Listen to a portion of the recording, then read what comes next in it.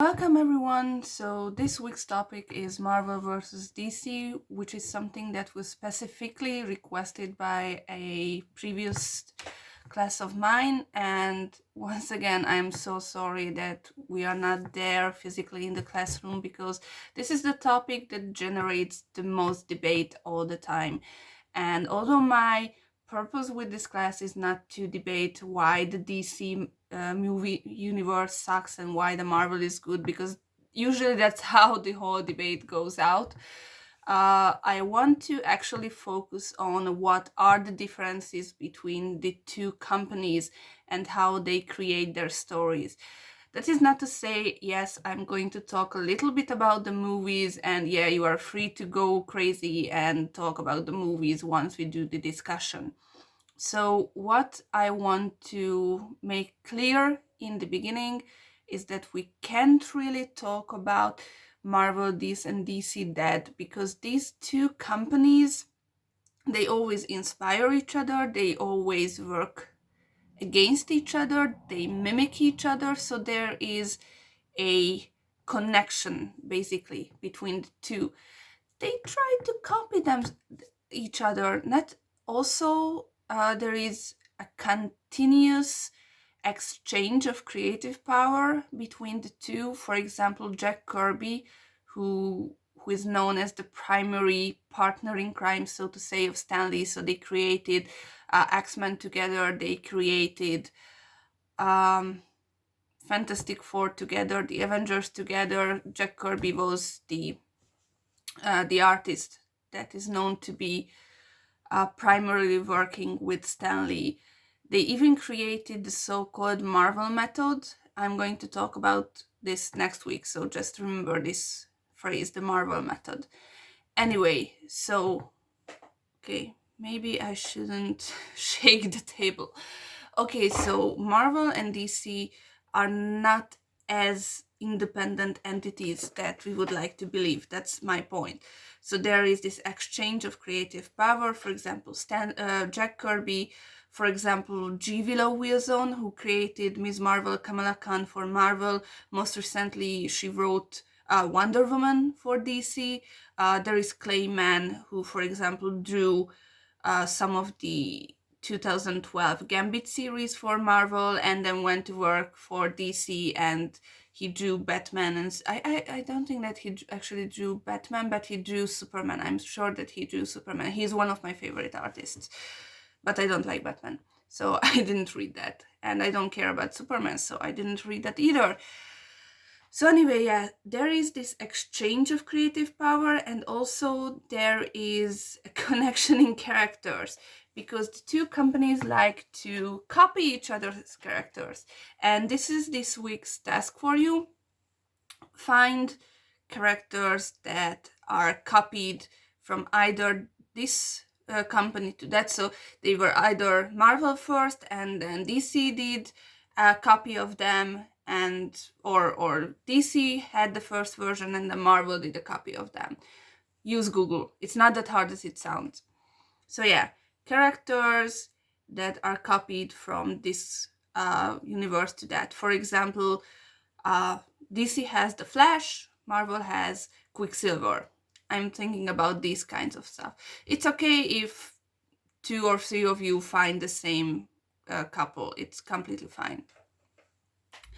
On going on this note, that how these two companies are continuously copying each other and trying to one-up each other, I just, before we go into the actual differences, I just want to tell you about one event that beautifully shows how they are always trying to outdo each other.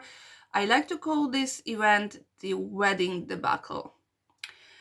So basically what happened here is, okay, right now DC has their main characters on a bi-monthly release schedule. So it means that they have a new title every 2 weeks. And back in the currently ongoing Batman series, it was Batman 24 or 25, I'm not sure. So we are talking about 2017-ish. Batman proposed to Catwoman. So we knew that there was a wedding coming, and Batman is like one of their highest level characters. You cannot go higher than Batman. So such a character getting married is a huge event in the comic book world.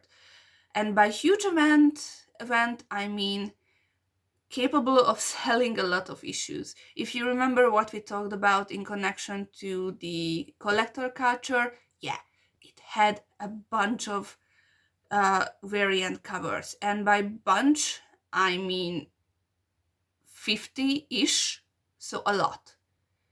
The same thing went on as with the Wolverine cover that I showed you guys, that basically some covers had barely any difference between them. For example, there was a kind of cover with Batman and Catwoman on it in the same pose, just in different clothes.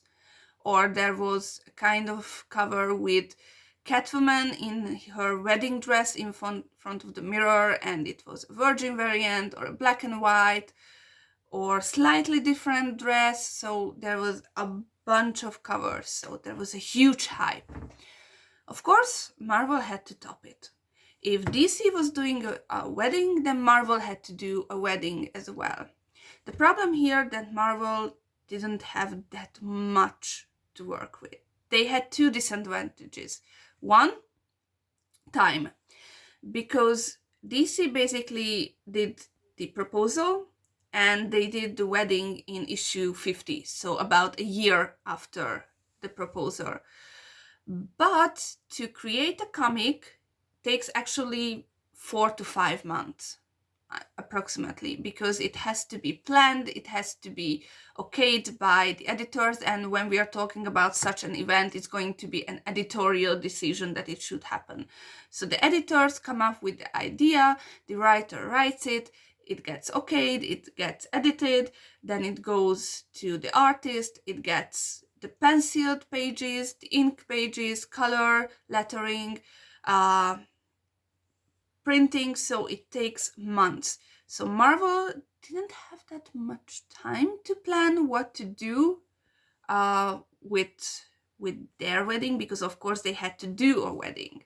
And the another drawback that they didn't have such high profile characters that they could marry off as Batman and Catwoman. So they choose slightly less important character. This is also something that I'm going to talk about later in this video, how DC has high profile characters and Marvel not so much.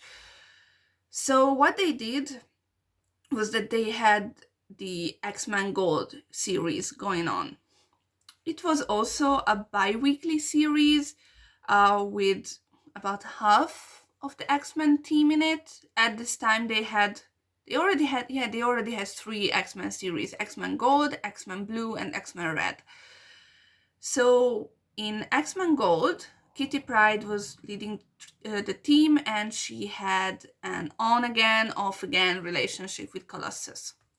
It's an ongoing theme in the comics for this decade.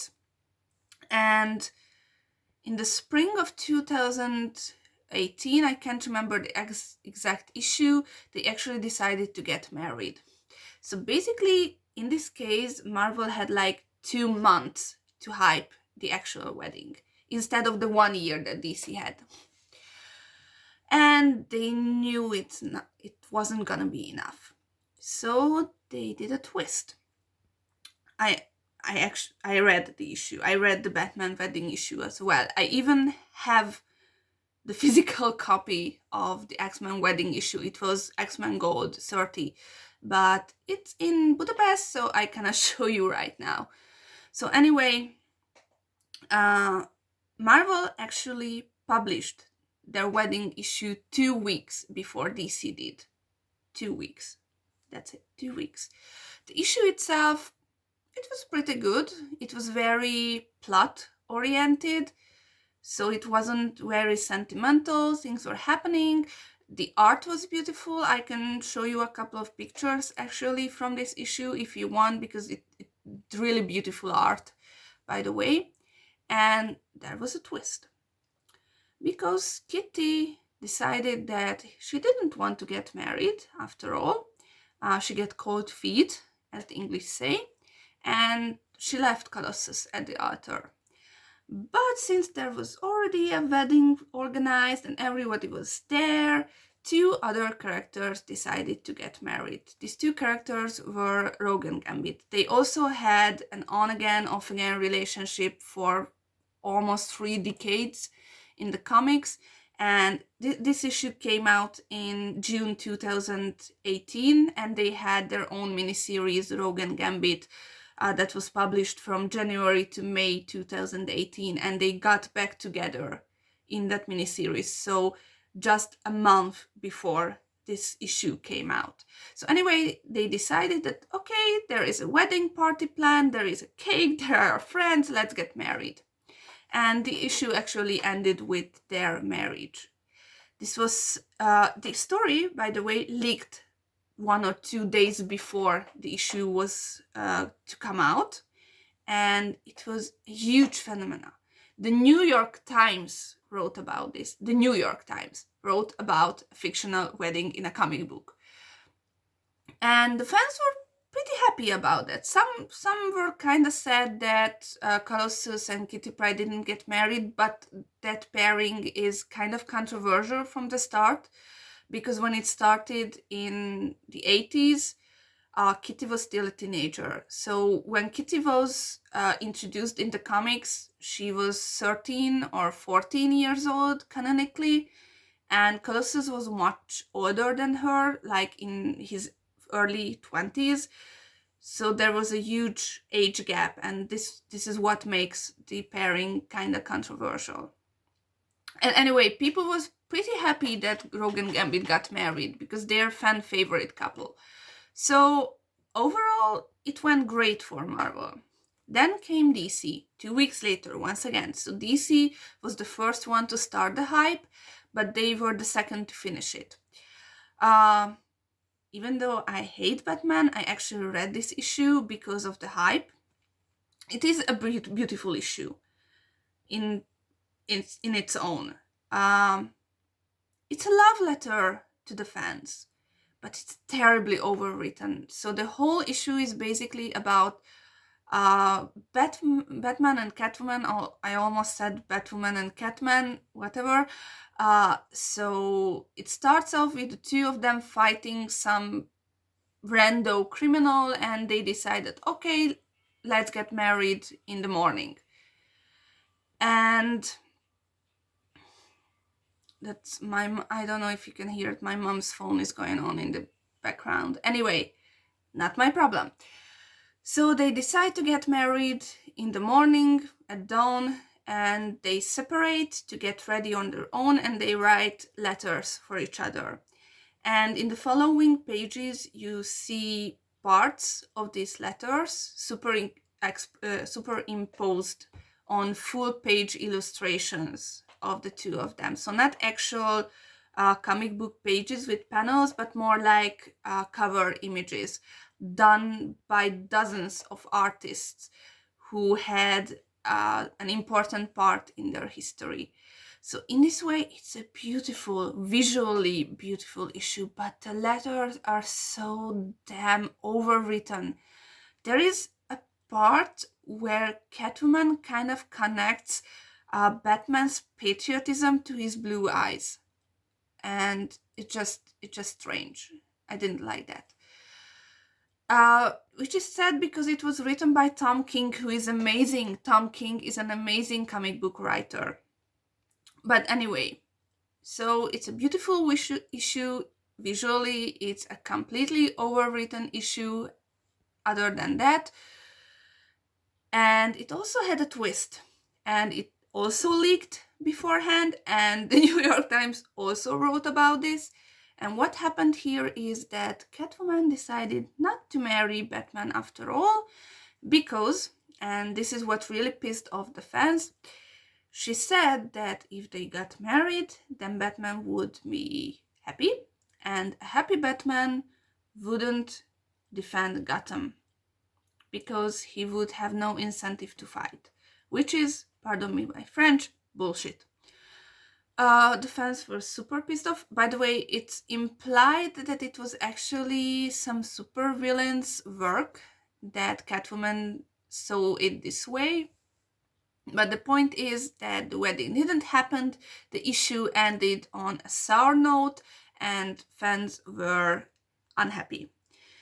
So basically, I would say that in this case, Marvel won.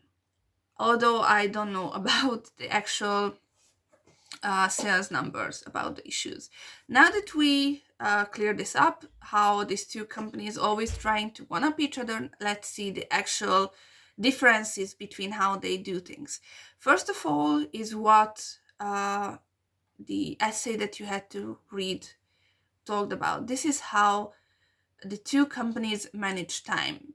Just very shortly, because it's beautifully written down in the essay, Marvel uses what Sarah calls historical time.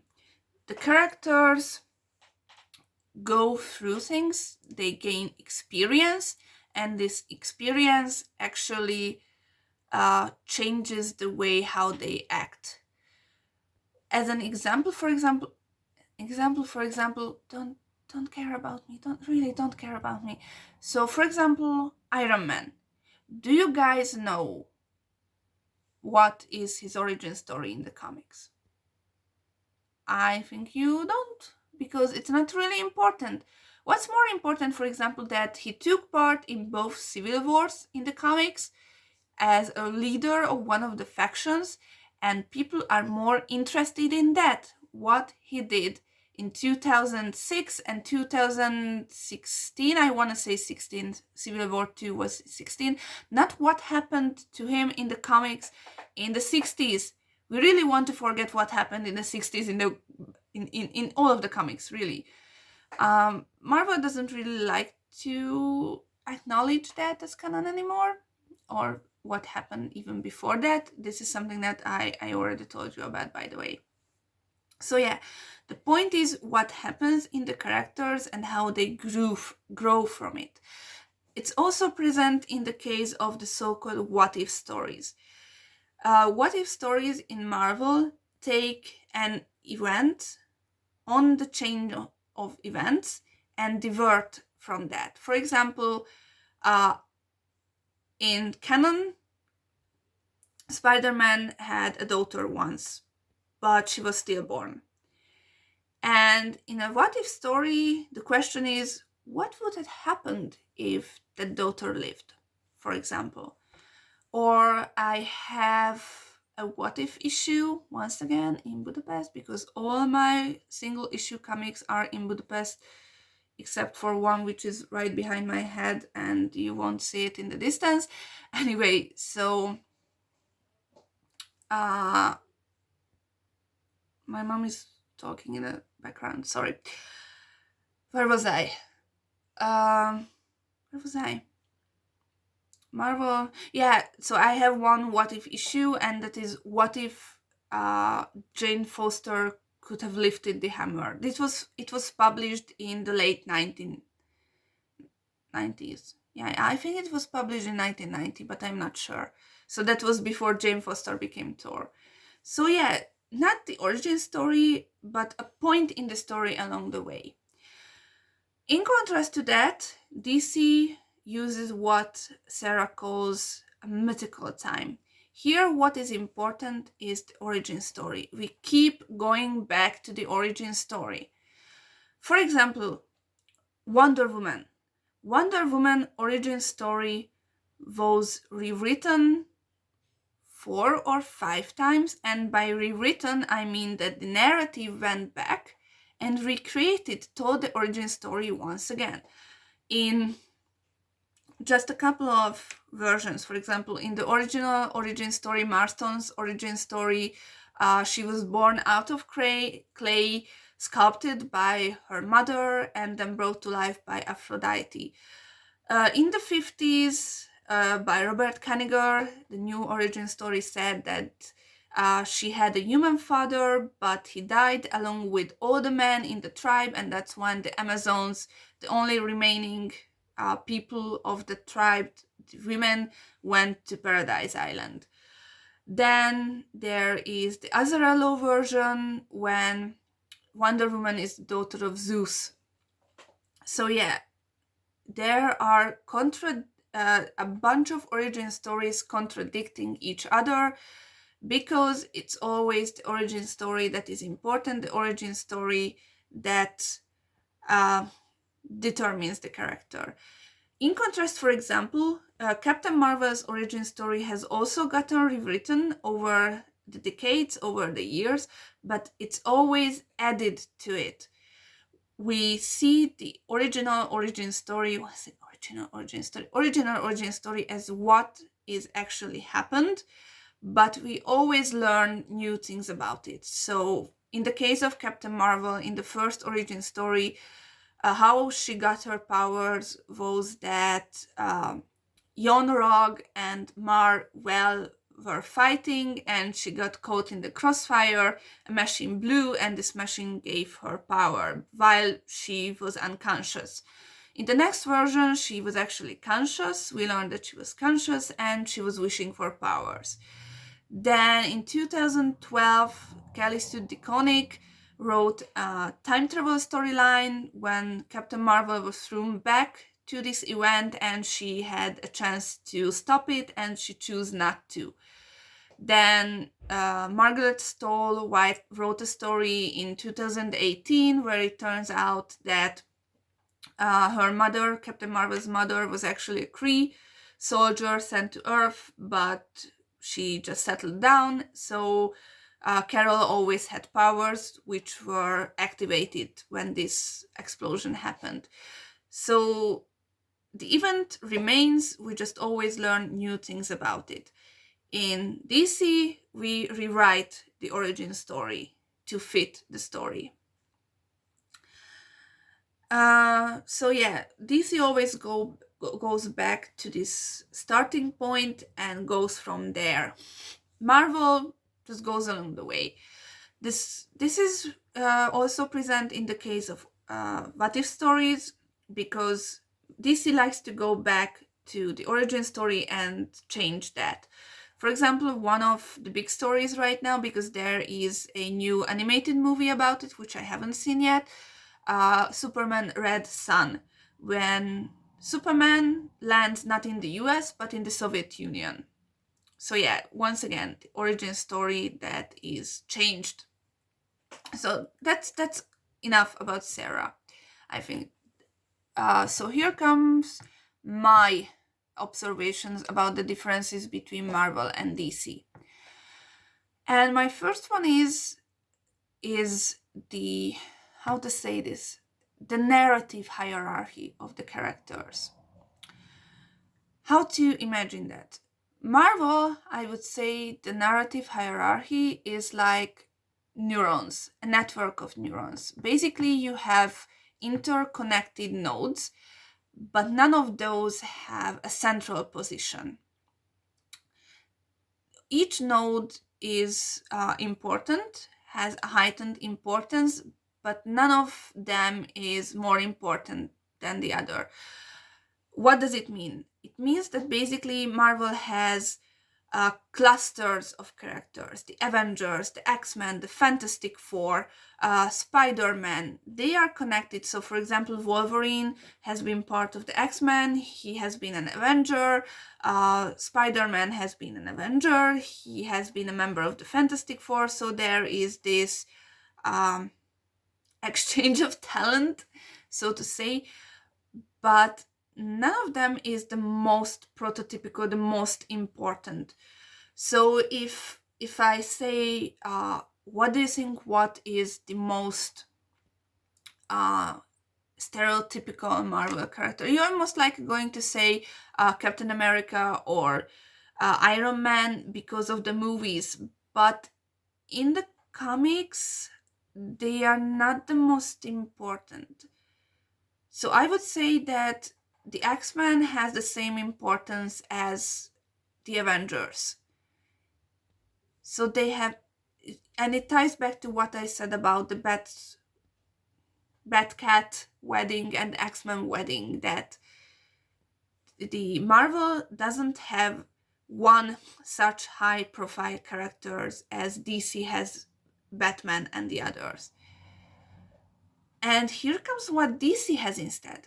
The DC character hierarchy looks more like a spider web. There is a very defined center, and in the center we have the so-called Holy Trinity: Batman, Superman, Wonder Woman. And everybody else, every other character and group are somehow connected to these three, or maybe let's say the Justice League. But even in the Justice League, Cyborg and Hawkman and Aquaman are not as important as the Holy Trinity. So you have the Holy Trinity in the middle. They are the most important. They have the highest cultural visibility, and everybody else is connected to them, and then they are connected to each other. So we have like a spider web of characters. It has its pros and it has its cons. Basically, with Marvel, so once again, they don't have that important characters, but it actually gives them more room to move, to experiment. And it ties back to the movies once again. Do you remember when Guardians of the Galaxy was coming out? Marvel actually did a movie about a talking raccoon and a talking tree. And they got away with that because they have more room to move. They can add more diverse characters and try with just attempt to make them flourish. It doesn't always happen. It sometimes fails, but it's okay because they're not as important characters. They are not in the center. DC, on the other hand, they are pretty sure about the Holy Trinity. You basically cannot move the Holy Trinity, but at the same time, you can't really tell subversive stories with them. My great example for that is Wonder Woman, who is, we like to see her as a feminist icon, but she's not really, because at the same time she is most of the time very sexualized. Even when the narrative is very progressive and very feminist, the visuals are going to be very sexist and objectifying many times, because they cannot allow themselves to market Wonder Woman to a solely female audience. They try to market her to a male audience and a female audience at the same time. In contrast, once again, Captain Marvel, ever since 2012, she has only been written by women. She hasn't been sexualized ever since, and she has a pretty radically feminist narrative, because she's not in the center as Wonder Woman is. So yeah, that's about the hierarchy of characters. Just checking my notes. Yeah, narrative structure. The next stuff are kind of less important, but they are characteristic of these two universes. And the next thing is the connection to reality.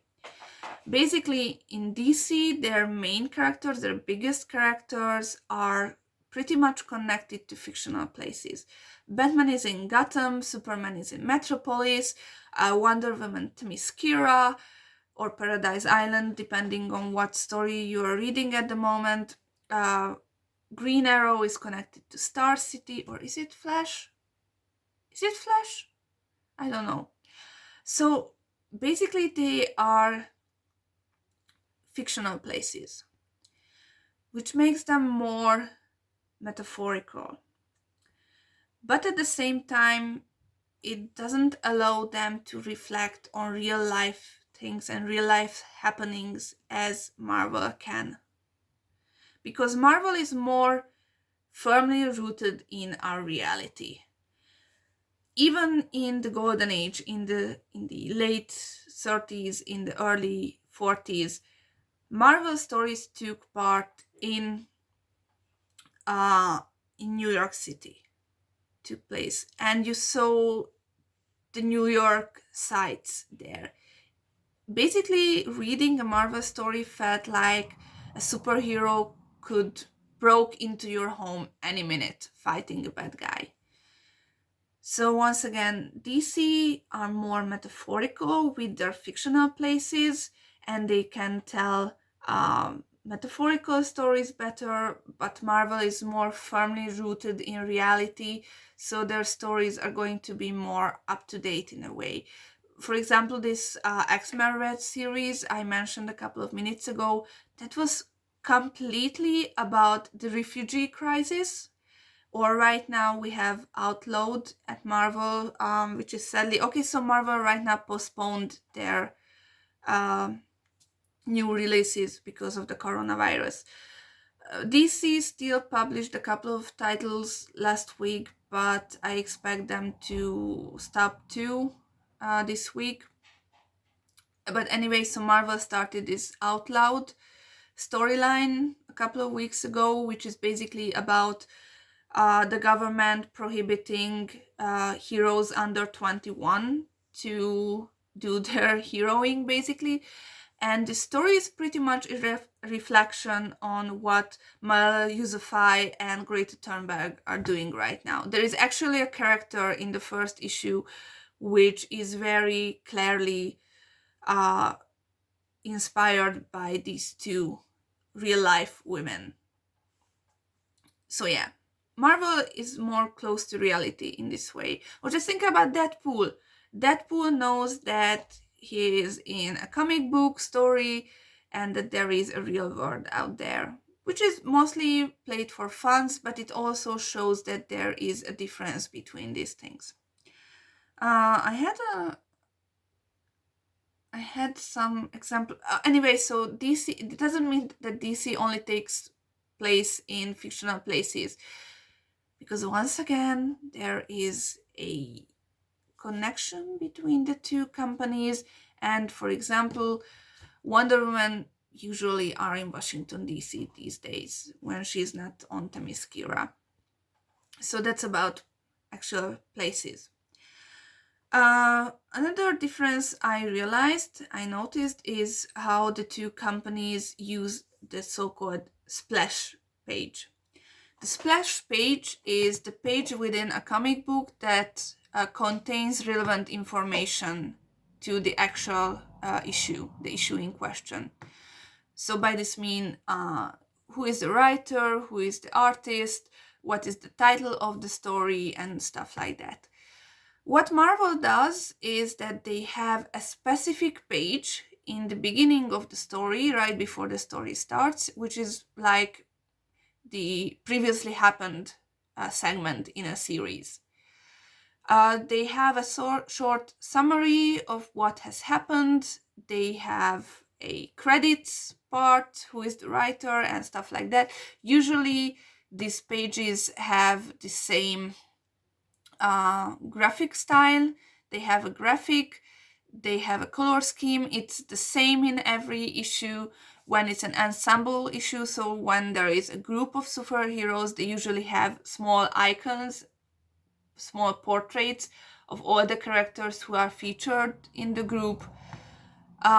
It's very convenient because you start with a reminder of what's happening and what is important, publishing data about the issue, but they also lose a page from the story because of that. DC, on the other hand, doesn't do this kind of splash page, but they usually have a page within the story that is a full page illustration, and they superimpose all the relevant data over this picture. And this page can be in the beginning or can be at the end of the issue. And it's a pain in the ass, honestly, guys. I was doing notes of the currently ongoing Wonder Woman series, noting down the title of each story, who was the writer, who was the artist, what's happening, what are my observations. And sometimes I found the relevant information in the beginning of the issue, sometimes I found it in the end of the issue. So it's very inconsistent for DC. And basically that's what I wanted to say about what actually happens in the comics. If you have any more observations, please share with the class. Now let's talk a little bit about the movies. And I know that at this point, you want to talk about why the Marvel Universe is better than DC, or in the light of recent events, why the Joker is such a... I hate the Joker. I'm not touching that the character. I'm sure that the Joker, the Joaquin Phoenix movie, is a well-made movie in its own right, but I hate what it's about. I hate this white man and violence theme in movies. I hate graphic stories. I hate explicit stories. I hate blood. I hate horror movies. So I'm not touching Joker with a 10-foot pole. Sorry, guys. So anyway, so let's talk about what's actually happening with the two movie universes and why they are different, and what DC is doing kind of wrong, because there is something that it's going wrong. Marvel doesn't have an easy start here, because, and here's a big problem for Marvel Studios right now, their movie rights for different characters are at different companies, or at least they were with different companies. So for example, right now, so it all started with Sony having the rights to Spider-Man, Fox having the rights to the Fantastic Four and to the X-Men, and basically Marvel Studios having all the other rights.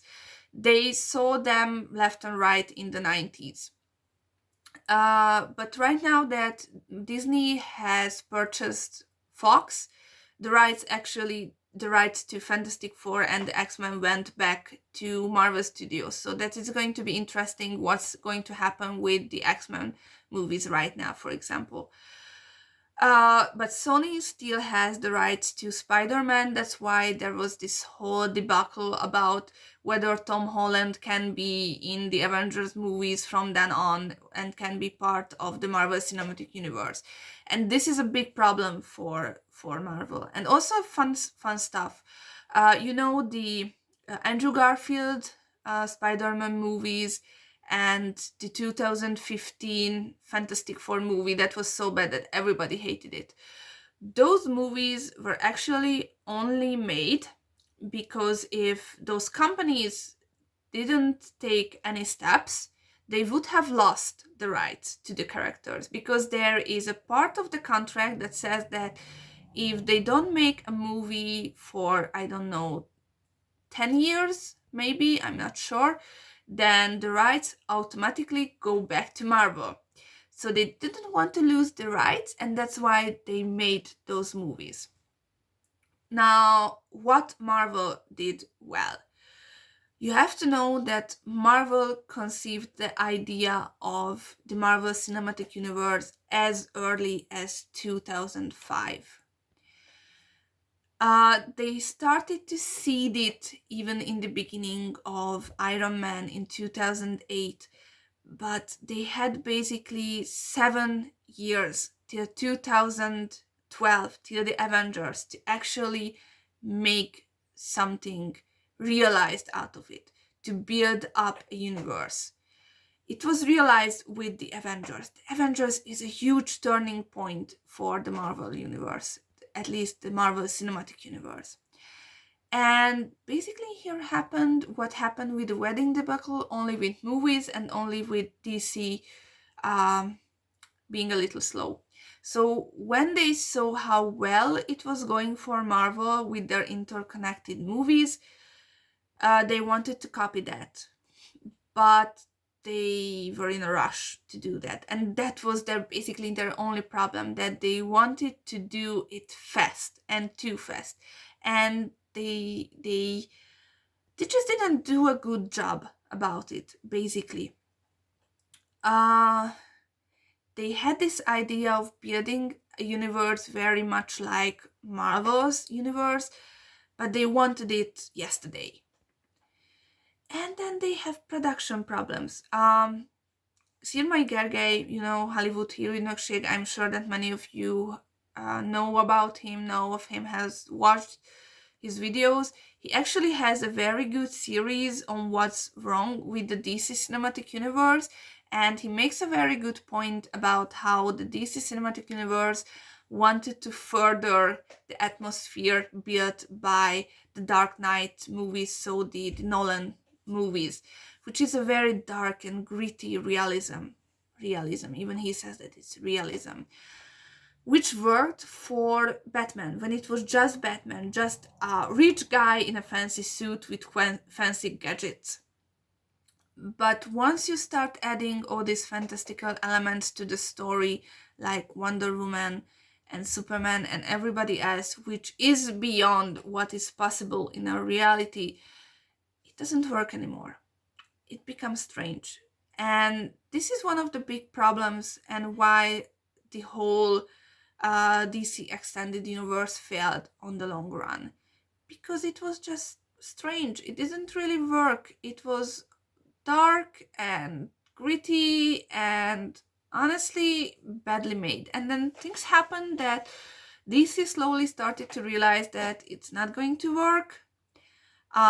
They basically remade Justice League halfway through because they realized they needed some jokes, they needed some levity, and yeah, that's why, honestly, up until Wonder Woman, there was no DC movie in the DC Extended Universe. There was no DC movie that was at least liked by critics and by most of the audience.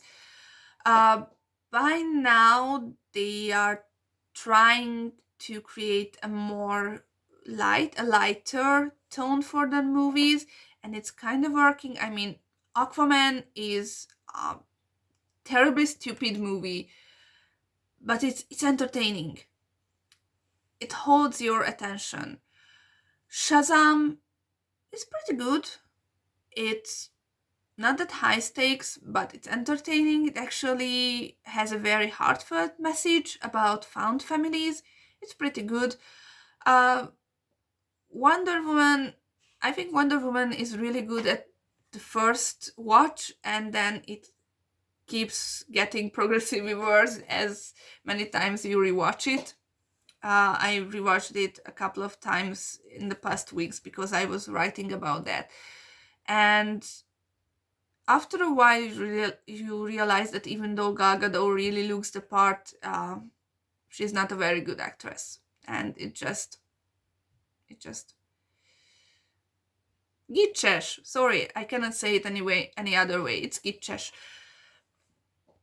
And also, what's wrong with DC Universe right now is that they are falling apart. They are actually falling apart. So they have lost their Batman. They have lost their Superman.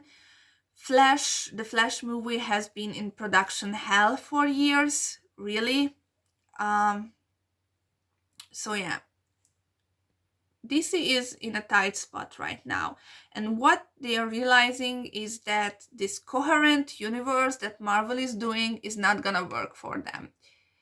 And I think it's actually a good thing, because branching out and doing independent stuff, they are actually reaching success. I mean, I told you guys that I hate Joker, but I cannot deny that it was an actual success with Oscar nominations, Oscar wins. It brought in more than $1 billion in box office. So they are doing well with their independent movies. They are doing a new Batman right now. So I think DC is gonna be okay, only not doing one coherent narrative universe. So basically, yeah, that's about it. About the differences between Marvel and DC. Once again, if you have any questions, any comments, we are going to talk about that online. So thank you guys for watching, and see you when I see you. Take care.